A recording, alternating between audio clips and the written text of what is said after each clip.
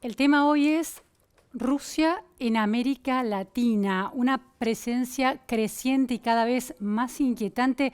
Se libra una batalla global por, bueno, la disputa entre Estados Unidos y ese sector del mundo, Rusia, China, cómo impacta en América Latina. Hay datos recientes que vuelven a instalar esta preocupación. Estamos con un especialista en estos temas hoy en La Repregunta, Armando Chaguaceda. Muchísimas gracias, Armando, por estar hoy en La Repregunta. Gracias por la invitación. Armando es un politólogo, historiador cubano-mexicano, es doctor en Historia y Estudios Regionales por la Universidad Veracruzana, se especializa en estas cuestiones de relación entre América Latina y Rusia, es coautor del Poder de Rusia en Latinoamérica y autor de La otra hegemonía, autoritarismo y resistencias en Nicaragua y Venezuela. Armando, hubo una información interesante de un encuentro anual que se realizó en Miami por estos días, el encuentro Concordia, el Annual Summit, Concordia Annual Summit, así se llama, organizado por una ONG, uno podría ubicarlo en la centro-derecha del espectro ideológico, con presencia de empresarios de Estados Unidos, ex presidentes de América Latina, como el presidente de la Calle de Uruguay, y con una fuerte impronta también de Luis Almagro de la OEA, como parte del consejo que asesora a esta ONG creada por dos figuras del mundo empresarial en 2011. Allí estuvo la general en jefe de Estados Unidos del Cono Sur, Laura Richardson, y planteó que la presencia de China y de Rusia en Latinoamérica es una presencia y sus intereses pujan por valores antidemocráticos. De alguna manera plantea esa tensión. ¿Es una descripción apropiada esa? Y mira, lo es desde el punto de vista de que las relaciones internacionales y la proyección de los estados no se basa solamente en intereses pragmáticos de corto plazo, es decir, en inversiones, en fomento de la inversión, en captura de mercados, en venta de productos, sino que proyecta también la filosofía, digamos, el discurso, la narrativa oficial de los estados. Recordemos que por un lado hay una gran disputa, no podemos ver en la clave de Guerra Fría, donde había claramente dos modelos enfrentados de política, de economía, de orden social. No es el caso, es decir, hay una universalidad del capitalismo, si bien con variantes de capitalismo, pero sí hay una disputa global creciente entre algo que llamamos, con todas las imperfecciones del término y del fenómeno, la democracia liberal y distintos tipos de regímenes iliberales, algunos claramente autocráticos como China o Rusia, y otros más bien híbridos, como la Hungría de Orbán, en fin. Esa es la disputa en términos globales ideológicos que está en juego. Entonces sí, yo creo que sí hay una dimensión, digamos, ideológica de las ideas que no cuestiona, insisto, el hecho de que el capitalismo es el modelo fundamental y que también los estados, digamos, tienen alianzas. Ayer hemos visto reunión, por ejemplo, de Putin con Erdogan y con Al-Raisi, es decir, Turquía con Rusia y con Irán, tienen conflictos entre sí, pero también tienen posiciones comunes. Es decir, es un escenario de altamente fluido en las relaciones internacionales, pero insisto, con ciertos conflictos centrales. Y también tendríamos que diferenciar, o sea, por un lado China es el global player, el challenger, el gran retador global por su vitalidad económica, el crecimiento del PIB, es decir, es la que propone un modelo económico alternativo, un capitalismo autoritario, al capitalismo democrático liberal regulado. Y por otro lado, Rusia es más bien un gran disruptor, porque no tiene músculo económico a largo plazo, pero sí usa el poder de los organismos de inteligencia, de la Fuerza Armada y de la desinformación para tratar de reequilibrar la cancha. La semana pasada hubo un encuentro de jefes de estados del Mercosur y una polémica en torno a si se invitaba a exponer a Volodymyr Zelensky en esa cumbre. Las decisiones en el Mercosur se toman de forma unánime y finalmente no pudieron llegar a una unanimidad. Las suspicacias argentinas hacían pensar que el presidente Alberto Fernández habría sido uno de los que más se resistía a esa participación de Zelensky para evitar conflictos o para generar algún tipo de reacción de Rusia. Sin embargo, la información dice que fue Bolsonaro, Jair Bolsonaro, el presidente de Brasil, quien resistió más la presencia de Zelensky. ¿Cómo es el juego de Rusia en América Latina? Porque Bolsonaro parece ser una figura lejana a cualquier interpretación, errónea o no, que lo acerque a Rusia. Y sin embargo, fue aquí el que jugó más fuerte la resistencia a la participación de Zelensky, que finalmente no se dará. No, a ver, yo creo que no necesariamente lejano. Es decir, uno de los elementos que tiene Rusia, el Estado ruso, el régimen autocrático ruso, es que es un régimen iliberal que atrae por igual a los radicales de derecha y de izquierda, unidos en su odio al liberalismo. Ellos son liberales porque aborrecen el pluralismo político, la sociedad abierta y la economía de mercado regulada, que son paradigmas de la democracia liberal tal y como la conocemos en los últimos 25 años. Entonces, no es ninguna extrañeza. Bolsonaro además es un líder populista, radical, autoritario, contrastante, y entonces en ese sentido es muy claro el vínculo con Rusia. No, además, los intereses comerciales, recuerden que Brasil y Rusia son socios destacados económicamente, hacen parte del BRIC, etcétera, etcétera. Entonces es muy importante entender esa cercanía, ¿no? Yo creo que incluso Fernández podría ser un poco más flexible porque la base del gobierno es más heterogénea. Él mismo no es un radical de izquierda, aunque sí tiene digamos, el apoyo o tuvo el apoyo de ese sector para llegar a la presidencia. Y vemos un poco en los cambios de la política argentina, ¿no? El viaje a Rusia, esta cercanía incluso simbólica que están dadas a los latinoamericanos y a los rusos, las grandes declaraciones y después el recogimiento un poco cuando la invasión se desató, ¿no? Mientras que Bolsonaro ha sido consistente en no querer imponer sanciones, en mantener el comercio, insisto, por las dos cosas, por los grandes nexos económicos brasileños-rusos y también por las cercanías de un líder populista, personalista, autoritario, conservador, como Jair Bolsonaro con Vladimir Putin. Otra de las discusiones que se dieron en estos días de esta reunión del Mercosur tuvo que ver con el acercamiento de Uruguay a China y la posibilidad de que firme un tratado de libre comercio. Generó mucha polémica dentro de la discusión de las reglas del bloque, la posibilidad de que se abra el comercio por fuera del bloque del Mercosur, digo. Uno puede pensar que en América Latina este combo, Rusia, China, Irán, es un cambio consistente en algunos intereses ideológicos y también comerciales y estratégicos. Mira, yo creo que hay que ganar capacidad de sofisticación en este análisis. Sí hay coincidencias, hay un desafío, insisto, yo soy de los que desde una perspectiva más constructivista, que las ideas importan. Las ideas configuran nuestra visión del mundo. Los seres humanos a nivel individual y colectivo no solo somos seres racionales, pragmáticos, cortoplacistas, también tenemos pues, mapas mentales, lentes. Entonces sí hay un rechazo a lo que implica un modelo de sociedad abierta y pluralismo político, hay un rechazo al modelo liberal. Hay propuestas de orden político en estos países en los cuales un líder, un partido, una camarilla, una élite, más allá de la soberanía popular, controlan la vida pública. Dicho esto, también tienen una enorme cantidad de conflictos entre sí.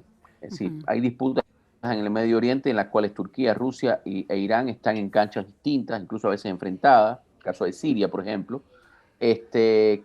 Irán y Rusia compiten en el mercado petrolero, son exportadores de petróleo los dos, de manera que son competidores. Entonces yo creo que hay que entender las dos cosas. O sea, sí hay acciones y momentos y coyunturas y temas en los cuales pueden operar de manera conjunta, pero hay contradicciones económicas, políticas e incluso de liderazgo, como Erdogan y Putin, por ejemplo, que hacen que sean, por lo menos, como decían en aquella serie de los años 90, amigos y rivales, ¿no? Entonces, Sí, es ahora, más, es más, más complicado. ahora, Armando, en América Latina también sorprende que va a haber un ejercicio conjunto militar entre Rusia, Venezuela e Irán en territorio venezolano. Por eso lo planteaba. Si en América Latina uno puede pensar que la presencia de Rusia es una especie de hilo que empieza a desandar un camino, un ovillo que tirando uno de los extremos, que pueden ser Rusia o China o Irán, en realidad es toda una madeja donde se cruzan intereses y son de alguna manera socios en este acercamiento y en esta instalación de sus intereses en América Latina.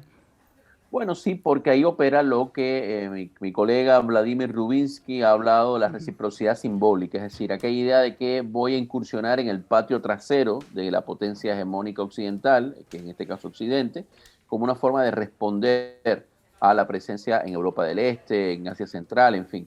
Y en ese caso, por ejemplo, Venezuela ciertamente sí es un caso en el cual hay fuertes relaciones con todos estos regímenes, con Turquía, Maduro estuvo recientemente con Erdogan, Claro. con Irán, con Rusia, de manera que, con China más en el plano económico, con Cuba en el plano regional, de manera que un caso como Venezuela sí sirve, ¿verdad?, como un escenario y como un contexto en el cual estos regímenes iliberales pueden, digamos, ponerse de acuerdo en ciertas acciones que por demás sientan precedentes políticos, operativos, geoestratégicos, pero que también son relativamente simbólicas. No dejan de ser peligrosas, pero digamos, no estamos hablando de un desplazamiento de grandes tropas, no estamos hablando de una dislocación tipo crisis del Caribe, no estamos hablando de una presencia como la rusa en Siria, sino de ejercicios que por demás se han hecho desde hace un tiempo. Es decir, todos estos espacios de cooperación militares en la organización de Asia, de regímenes de Asia Central, en fin, estos ejercicios se han desarrollado anteriormente, ¿no? Y van delegaciones de unos países a otros. Ahora, ¿son usados estos ejercicios como una manera casi de estrategia de marketing para la industria armamentística de Rusia, por ejemplo? Porque esa industria ha sido fuerte.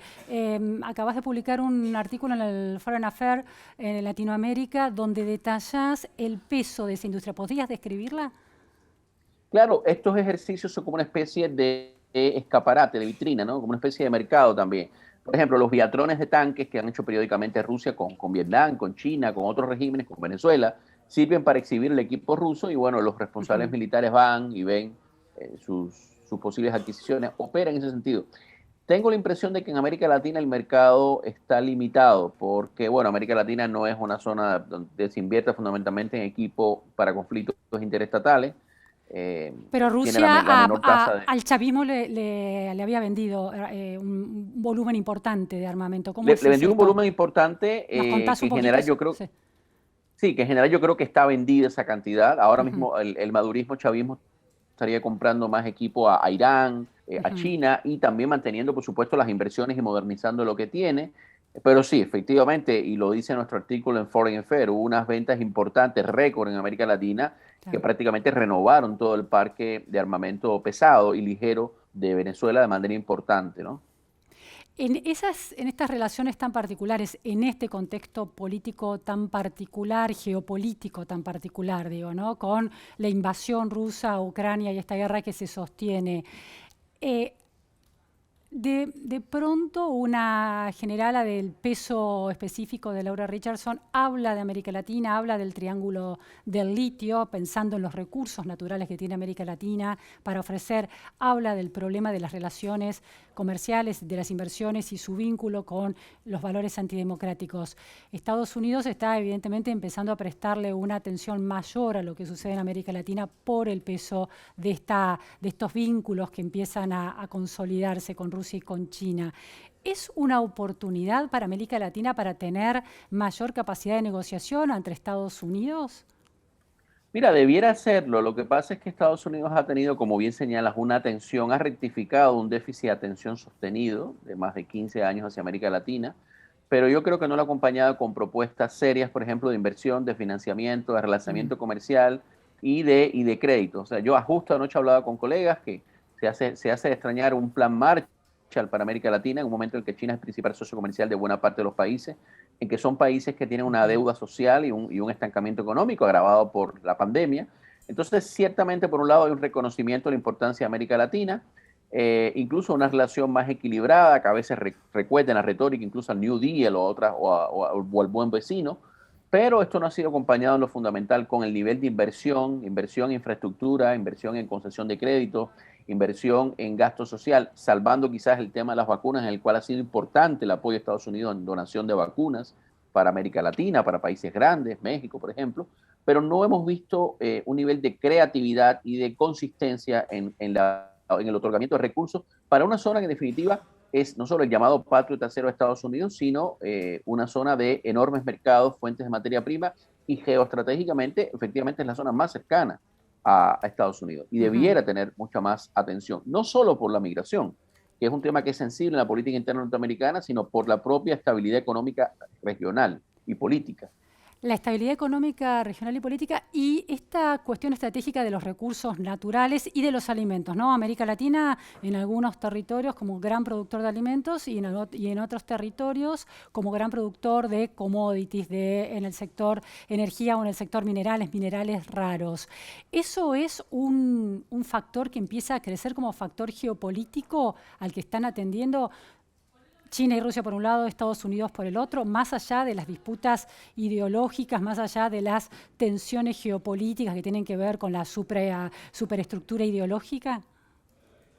Sí, por un lado lo es claramente, la presencia, el aumento de la presencia, no solo China en la economía latinoamericana, sino incluso la asociación de Rusia en términos como energía, por ejemplo, con empresas grandes de América Latina lo revela, energía atómica, energía de hidrocarbono, pero al mismo tiempo, insisto, no parece que todavía esto se traduzca, al menos en el caso de Occidente, de las democracias, en una alianza mucho más eficaz en el corto plazo en términos de recursos. Recordemos además que hay una peculiaridad en América Latina. Las Américas en general son todavía, junto con Europa, la única zona que es generalmente democrática.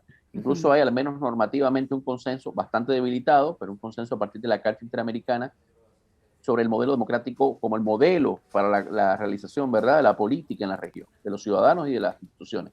Y eso debiera tener, además de la facilidad de tener, digamos, dos grandes lenguas, el inglés y el español, vínculos comerciales y económicos sostenidos, es decir, pero efectivamente hay todavía mucho que hacer, sobre todo por parte de Estados Unidos y de Europa hacia América Latina. Creo yo que con relativo pocos recursos. Si nosotros vemos, por ejemplo, que se ha destinado para la ayuda a Ucrania, algo por supuesto además inevitable en la invasión, en la salvaje invasión de Rusia, vemos los sucesivos paquetes de ayuda son incomparablemente superiores a la ayuda anunciada por Estados Unidos en el marco de la cumbre, de la icónica cumbre de las Américas para América Latina. Es casi ridícula el anuncio de ayuda de Estados Unidos en comparación con lo que se ha destinado a Ucrania. Armando, una discusión que está muy instalada en la Argentina en el medio de la crisis económica, que parte es una crisis energética. Argentina tiene un yacimiento como el de Vaca Muerta, pero no tiene la infraestructura, por ejemplo, un gasoducto que pueda distribuir el gas que se produce allí, que se extrae allí, hacia el territorio argentino, entonces lo tiene que importar. Eso produce un impacto en las cuentas públicas dramático realmente. Las conversaciones con Alemania, que quedó muy atrapada, muy dependiente de Rusia después de la gestión del largo mandato de Angela Merkel en términos de energía, el tema de la energía y del gas podría hacer que Europa, Estados Unidos empiecen a mirar a esta región como un proveedor de energías y que permita una independencia de países sobre los que tiene menos control, como Rusia, y ahí sí venir una inversión al estilo Plan Marshall o una inversión más interesante para potenciar algo que está muy trabado, por ejemplo, en la Argentina. Correcto, debiera ser. Y además, insisto, tienes facilidades, tienes compatibilidad de sistemas políticos en las dos Américas, tienes cercanía geográfica, hay tradición de inversión. Correcto, pudiera ser en una coyuntura de alta demanda de energía y a la vez de demanda de alimentos y general de commodities, sería ideal. Yo creo que se podría mover allí un consenso racional de las democracias avanzadas apoyando, digamos, a las hermanas menos avanzadas de este lado del Atlántico, ¿no? Ahora Insisto, bastaría ver. sí. Eso sería interesante. Ahora, Armando, vos planteás una especie de consenso ideológico, pero por otro lado, en alguna descripción que planteás en tus artículos, instalás el concepto de cooperación autocrática, muy claramente China, Rusia con Venezuela por los bloqueos, se convierten en las vías de comercialización o las vías financieras para poder mover sus riquezas a pesar de bloqueos y embargos, etcétera, etcétera. Lo mismo en relación a Cuba. ¿Cuán iliberales o liberales son las democracias de hoy en día en el continente? ¿Cuán alineadas están, cuán cerca están de Estados Unidos o cuán cerca están de esas otras democracias iliberales, de fuertes personalismos y de este capitalismo de Estado o capitalismo de amigos? ¿No parece haber Bueno, sí. ese consenso de valores que vos ves con Estados Unidos no parece tan claro, por lo menos en América Latina? No, no, o sea, yo lo que planteo es que todavía los regímenes políticos son formalmente democráticos. Es decir, en general en América Latina, en general, quizás salvo el eje bolivariano y en alguna medida las repúblicas centroamericanas, en algunos casos, los gobiernos son electos en elecciones más o menos justas y Ujú. competidas, hay sociedad civil actuante, hay prensa crítica. Tenemos esa realidad que junto con Europa nos hace la región democrática en general. Ahora, efectivamente, incluso dentro de esas democracias se ha suscitado procesos de lo que Guillermo O'Donnell hablaba, la muerte lenta de la democracia, fenómenos de democracia delegativa, de liderazgos populistas, que los pone en una zona híbrida entre la democracia plena y el autoritarismo.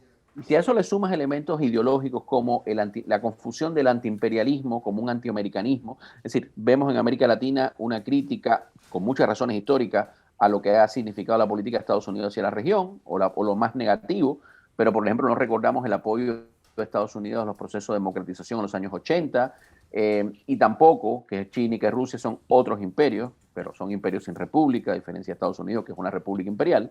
Entonces, vemos que hay un elemento ideológico también que juega en contra de esto. Es decir, América Latina critica elementos de la política del legado imperial de Estados Unidos y América Latina, pero no se revisa a sí misma también. O sea, Ujú. los problemas de integración regional son un resultado negativo de nuestras políticas, de nuestros gobiernos, de no ponernos de acuerdo. El Mercosur, por ejemplo, toda la polémica del acuerdo uruguayo con China, por ejemplo. Bueno, ¿y qué ha pasado en el Mercosur? Que es de los casos más avanzados de integración, ¿verdad? Regional. Sí. Entonces yo creo que hay también una fobia, que decimos antiimperialista, pero antiamericana, antinorteamericana, antiestadounidense, que impide esto. Y luego ves los devaneos que hemos tenido, por ejemplo, digo hemos como latinoamericanos. O sea, ves la postura de Fernández cuando llega a Moscú, ese discurso tan criticado días previos a la invasión, casi de amistad, y después Sería tener que, abrir la puerta de Latinoamérica para claro, Rusia, ¿no? como el portero en Que ya América estaban, Latina. que ya estaban abiertas desde hace décadas. Sí, pero es esta propensión que tenemos en América Latina, así como tenemos propensión a crear constituciones, tenemos propensión a cortar cintas, a dar discursos, que luego nos enredan y nos complican, ¿no? Yo insisto, si hay algún tipo de consenso normativo en América Latina en base a una historia de 200 años, es un consenso constitucional, es un consenso republicano, es un consenso Ujú. democrático, con problemas. Entonces, eso debiera ser en el plano normativo, eso debiera ser nuestro referente a nivel global. Europa, El, Estados Unidos y otros países del mundo. Y en el plano pragmático, sí, tener pues negocios, relaciones con todos los que sean compradores de nuestros sí, sí. commodities. Pero parece que a veces esto se confunde.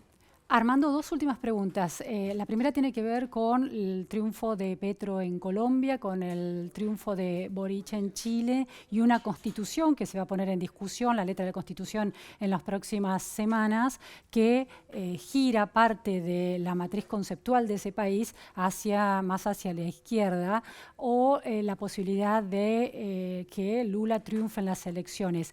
¿Eso te parece que es percibido por Rusia y por China como un giro a la izquierda que beneficia el ingreso de esas, beneficia la intensificación de sus intereses y de su presencia, o es una lectura errónea esa? No, no es errónea a partir de la experiencia histórica. Es decir, en general, el mainstream de la izquierda latinoamericana en los últimos años, tanto en su variante claramente bolivariana o leninista, castrista, como parte de la izquierda populista, que es otra genealogía, ha tenido una relación complicada con la democracia liberal y con Europa y Estados Unidos. Entonces sí es plausible ver que el ascenso de estos países llegue, mejore en algunos casos. Pero fíjate, no puede ser visto en bloque, porque por ejemplo Boric ha sido muy claro en sus referentes democráticos globales, ha sido Sí. muy claro que está alineado con la visión de las democracias respecto a la guerra en Ucrania, incluso criticó a China, y Boric para mí Ujú. es quizás el único caso realmente de esto que se ha llamado el giro a la izquierda, el nuevo giro a la izquierda, una izquierda nueva, en términos paradigmáticos. O sea, no lo veo, por supuesto, mucho menos en López Obrador. Petro proviene de una izquierda vieja de nexos con el castrismo bolivarianismo, hay que ver si realmente se reinventa. Lula, pues ya sabemos lo que es, Reload. Entonces, yo creo que lo único Sí, excepcional Lula ahí en lleva ese como plano es Boric. vicepresidente a un moderado, ¿no? También, uno podría Bueno, pensar que va a ir con un pragmatismo económico sin que esté atravesado por estas divisiones izquierda y derecha en lo económico. siempre fue pragmático en lo Claro, económico, y Bolsonaro, que es, digamos, de derecha antibolivariana, ha tenido relación excelente con Rusia, empezamos claro, diciéndolo, ¿no? sí, sí, sí, Entonces, sí. hay márgenes para eso, pero sí creo que, mira, más que derecha o izquierda, lo que debiera preocuparnos es el eje iliberal o las posturas Ujú. iliberales. ¿Sí? El rechazo en política exterior, como tú mencionaste y recordaste por nuestro artículo en cooperación interestatal, en promover formas de orden político y social iliberales.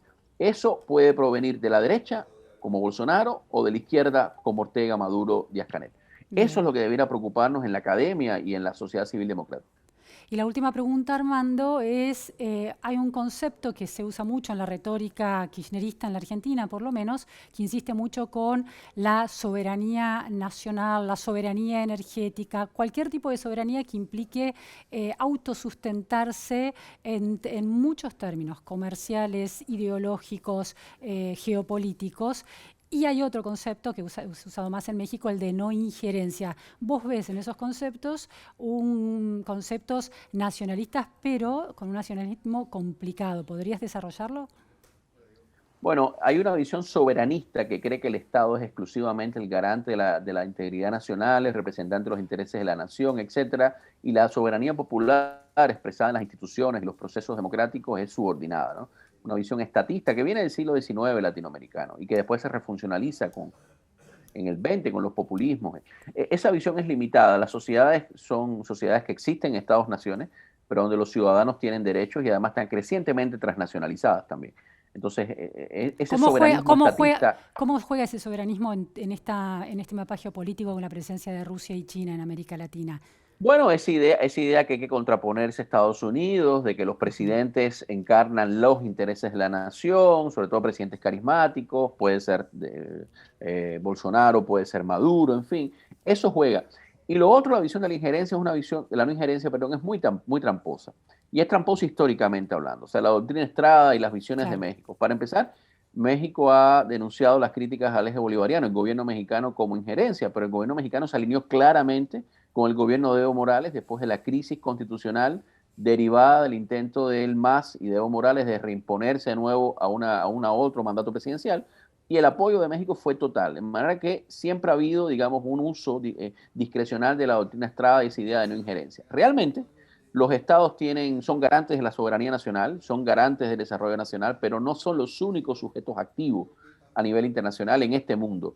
Existen los ciudadanos, existe la sociedad civil, existen incluso redes transnacionales de sociedad civil, existen responsabilidades de proteger a poblaciones que han sido vulneradas por estados autoritarios. Y creo Entiendo. yo que tanto la idea de soberanía estatal como la idea de no injerencia tiene que atender a eso. De la soberanía estatal y la no injerencia se traducen en avalar la acción de regímenes autoritarios dentro de América Latina o de potencias extracontinentales, pues pueden ser tan negativas como las ideas, digamos, de intervenciones que a inicios del Claro. siglo se implementaron por las grandes y viejas potencias, ¿no? Clarísimo. Muchísimas gracias, Armando Chaguaceda. Nos permitiste entender con mayor precisión este gran tema de presencia rusa y China en América Latina. Muchas gracias. Gracias a ustedes. Bueno, esto fue todo en la repregunta. Hasta la próxima.